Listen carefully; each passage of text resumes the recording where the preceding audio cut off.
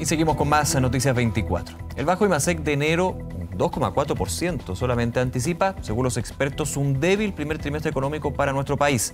¿Será así? ¿Qué se puede esperar para el 2019 en materia económica? Vamos a profundizar en estos temas junto a Marcelo Rivera, investigador de la Facultad de Economía y Negocios de la Universidad de San Sebastián. Gracias por acompañarnos, bienvenido. No, muchas gracias a ustedes por la invitación. A ver, bien modesto el crecimiento del IMASEC, pero de alguna manera hay varios elementos que jugaron en contra. Primero, la base de comparación. Ya enero del año pasado, que era bastante más robusto, entre comillas. Pero, ¿cuál es un poco el análisis que haces tú con respecto a este índice mensual de actividad económica? Sí, mira, Nicolás, yo creo que aquí hay que considerar varios elementos que son bien interesantes. Primero, cuando uno desglosa el resultado del IMASEC, nosotros tenemos en general dos áreas a analizar. Uno, lo que tiene que ver con el IMASEC en torno al sector minero, por razones obvias, y un tema del sector no minero. Cuando analizamos las cifras del sector minero, vemos que existe una contracción del 4,3%. Contracción que se ha mantenido desde el año pasado. Efectivamente. Y cuando vemos el sector no minero, que nos podría dar más un tema del dinamismo, cómo está funcionando la economía, más allá del aspecto minero en Chile, vemos que hay un crecimiento del 3,1% que se ajusta bastante a lo que ha sido la actividad económica nacional. Pero ¿por qué es interesante analizar qué es lo que ocurrió en el sector minero? Porque nosotros pasamos por un periodo bastante extendido donde teníamos muy poca inversión nacional en el sector minero. Entonces, cuando uno analiza por qué viene siendo sostenido esta contracción del IMASEC minero, nos damos cuenta que esto tiene mucho que ver respecto de inversiones planificadas que se están haciendo. Entonces, estos resultados del sector minero están más bien en un ámbito de control y no un tema de que se haya desajustado o que no haya sido previsto. Ahora bien, ¿cuánto fue la variación? Porque si nosotros vemos lo que se esperaba respecto de este IMASEC, se esperaba en torno a un 2,6%, 2,7%, o sea, tampoco... Los más optimistas hablaban de un 2,8%, tampoco era tan alejado. Pero efectivamente fue más bajo lo que se esperaba, que hablábamos de un 2,6%, pero hay que también tener en consideración de este tema de inversión que se está haciendo en el sector minero para poder afrontar también los desafíos que estamos teniendo, recordando todo lo que nos ocurrió en temas mineros sin inversiones en un periodo constante y que ahora efectivamente tienes que paralizar en algún momento para poder el tema. Y en segundo ámbito, que es tremendamente importante y como tú bien lo dices, el año pasado fue un año de crecimiento económico que incluso estuvo por sobre muchas expectativas iniciales. Y cuando nosotros analizamos el IMASEC, también lo podemos analizar desde dos grandes vistas. Uno tiene que ver con el concepto de la estacionalidad y ver cuando tú lo comparas respecto del año pasado, cuando nosotros nos dicen que el IMASEC fue un 2,4%, sí, fue un crecimiento respecto de lo que fue el periodo del año anterior. Entonces, efectivamente hay un tema. Pero cuando nosotros desestacionalizamos el IMASEC, es decir, sacamos los conceptos de periodo y vamos como hemos ido creciendo, vemos que efectivamente se acerca mucho más a lo que tiene que ver el rendimiento de la economía en el sector no minero, que ha tenido un crecimiento constante y que eso nos habla muchas veces de que la economía va por un buen rumbo. Quizás va a ser, y ya todos coincidimos prácticamente en eso, de que va a ser más bajo de lo que se esperaba incluso en un principio. De hecho, lo dijo hoy día el ministro de Hacienda, Felipe Larraín. Abrió un ajuste en junio, dice siempre se hacen ajustes a las proyecciones y ya no estamos hablando de un 3,8%. En algún minuto creo que la cita era, si crecemos un 3,5%, maravilloso. O sea, nosotros, de hecho, lo hemos visto dentro de la Facultad de Economía y Negocios, también coincidimos mucho en las palabras del ministro. Yo creo que crecer bajo lo que uno pudiese proyectar para nivel nacional, crecer un 3,5%, sería muy bueno, dado a lo que uno está observando respecto al rendimiento de la economía, considerando también de que el año anterior fue mejor incluso lo que se había esperado en un principio. Claro, preliminarmente estamos hablando de un crecimiento de un 4%, medido por IMASEC, faltan las cuentas nacionales. Efectivamente. Entonces, pero ¿qué es lo que nosotros lo hemos conversado mucho dentro de la facultad y esto tendría una cercanía incluso más bajo del 3,5%. Nosotros estaríamos más inclinados por un 3,2, 3,3% respecto de un crecimiento nacional respecto a lo que se está observando. Hay que entender que también todo esto son expectativas respecto a una serie de condiciones que se mantengan constantes.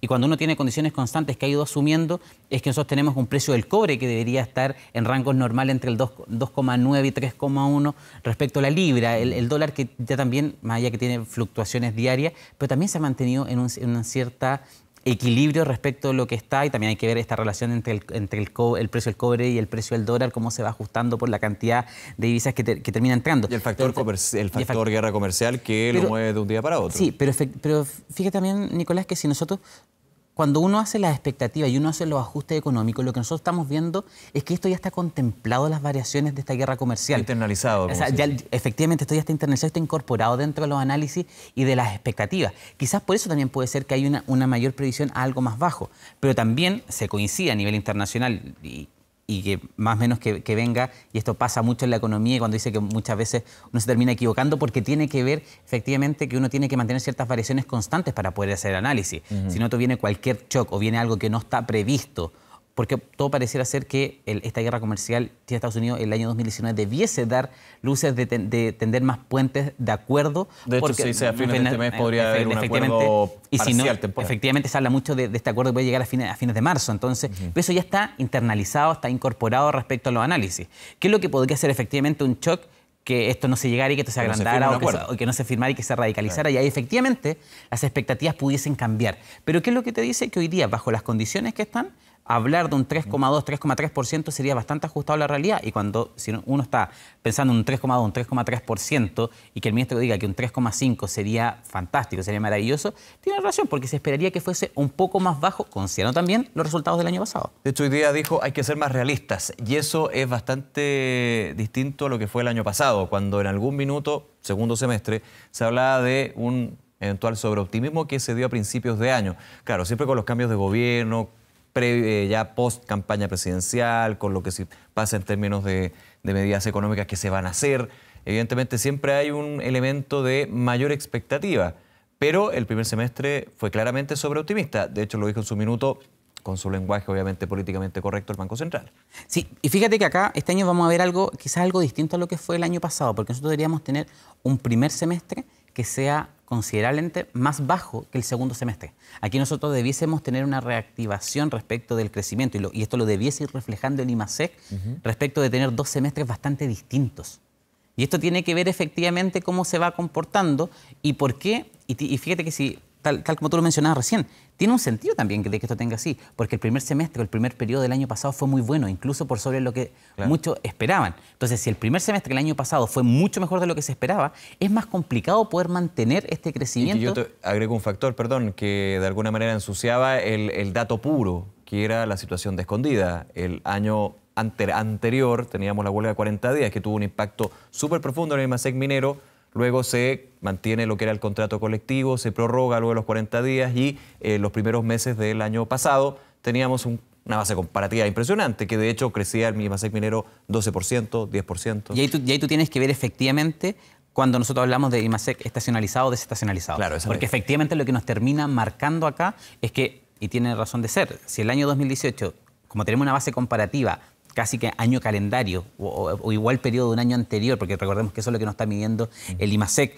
Tenemos que el 2017 había sido un mal año en este periodo, pasamos que con las expectativas positivas tenemos un 2018 muy bueno, por 2 razones, por las mejoras de las expectativas, cambio de gobierno, sumado a un mal periodo del año 2017, bueno, el 2019 también va a terminar siendo un año de ajuste para este periodo, y ahí es cuando nosotros vemos que cuando desestacionalizamos el tema de las cifras, efectivamente nos damos, y por ejemplo lo que ocurre en el sector minero, que si tú le extraes el sector minero, te das cuenta que la actividad económica real en Chile está llegando a un 3,1%. Claro. Es decir, mucho mejor y mucho más ajustado a lo que se está esperando, que es un crecimiento ideal entre el 3 y el 4%, que ya estamos hablando de buenos números, sobre todo a nivel regional, sobre todo mucha expectativa. Y el año pasado lo vimos claro, habían cuentas que incluso cuando hablamos de la inversión extranjera en Chile, que subió a niveles que ni las personas más optimistas... Claro, una inversión que dejó 3, casi 4 años de baja. Y efectivamente, porque veníamos de mal periodo... por recuperación de equipo. Tal cual. Entonces ahí donde viene efectivamente... El detalle de las cifras siempre es relevante, más allá... Por eso mismo, porque además lo que nosotros tenemos muchas veces en economía, porque tenemos tantas variables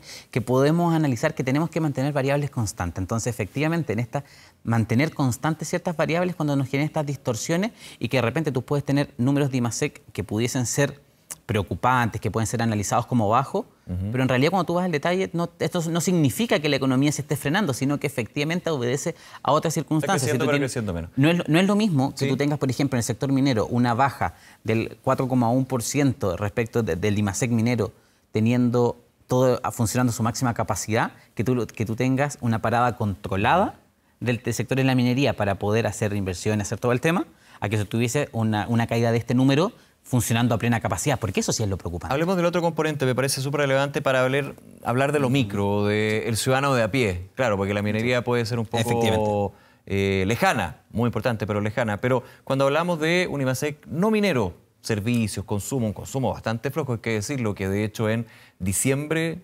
enero, febrero, que eran los meses importantes, no pasó nada. Pasó, pero pasó muy poco. Pero mucho menos de lo... Mucho menos de lo esperado, de lo tradicional.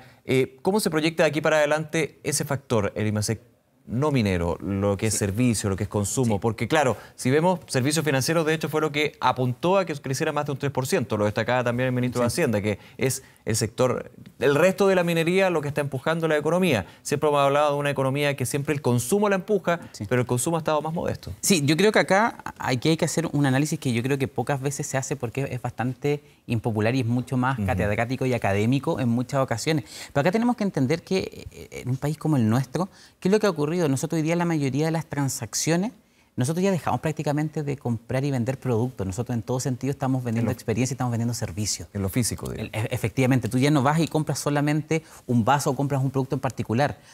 Porque si fuese por eso, las personas terminan comprando siempre donde te sale más económico, donde te cuesta menos dinero el poder efectivamente adquirir ese producto.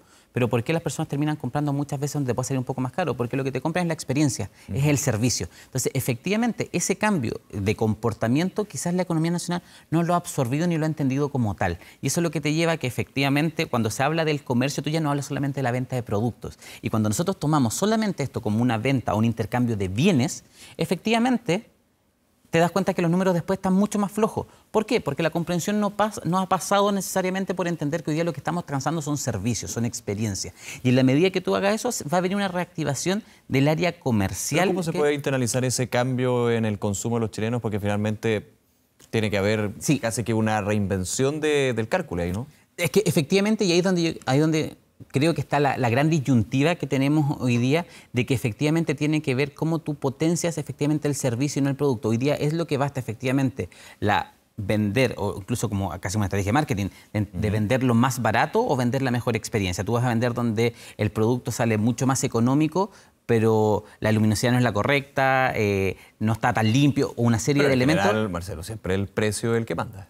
Efectivamente, pero ¿sabes lo que tiende a ocurrir? Que parecía ser que cada día es menos. Esa lógica es muy casi de la década del 80, la década del 90, que hoy día lo que importaba, el precio era 100% lo que importaba, y de ahí tú tenías que era mucho más precaria la reinversión, todo era mucho más modesto porque todo al final todo se traduce en un costo y efectivamente si tú elevas los costos no puedes vender a más barato. Entonces, pero hoy día la competencia 100% en el precio es cada vez más baja, que no significa que no sea importante, porque obviamente cuando tienes sectores de menores recursos, la posibilidad real de poder escoger por la experiencia o por el servicio que te están entregando, no existe. Es como hablar de la posibilidad de ahorro, ¿no? Efectivamente. Increíble, pero no se puede. Claro, sería la idea. Entonces ahí es donde tú puedes ir conjugando estas distintas variables. Lo mismo ocurre y cuando nosotros hacemos el análisis respecto del ámbito micro y que nos termina pasando en otro sector de la economía, que es cuando hablamos del empleo. Tú dices, ¿por qué hoy día, qué es lo que nos está pasando que tú tienes, por ejemplo, aumento en las tasas de desempleo?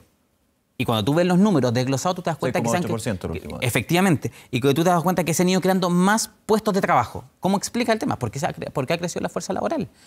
Y estamos con una incapacidad de poder absorber el aumento de la fuerza laboral con la generación de empleo. ¿Se han creado más empleo? Sí, pero la fuerza laboral ha aumentado y la tasa de recambio no está siendo suficiente. Hoy día lo mismo que termina pasando, y esto nuevamente muchas veces parece muy de sala de clase, pero en realidad tiene una aplicación que es muy práctica. Hoy día existe una rotación o un intercambio de capital humano por maquinaria que te termina afectando muchas cosas. Hoy día cuando tú vas a un supermercado, tú en vez de tener 10 cajeros, tú tienes de repente una persona que está a cargo de 10 cajas automáticas en el tema. Y esos son puestos de trabajo. O lo que te termina pasando en un ámbito súper micro, cuando tú analizas, por ejemplo, las nuevas estaciones de metro. ¿Cuánto personal trabaja hoy día en una nueva estación de metro versus cuántas personas trabajaban antes en una estación de metro?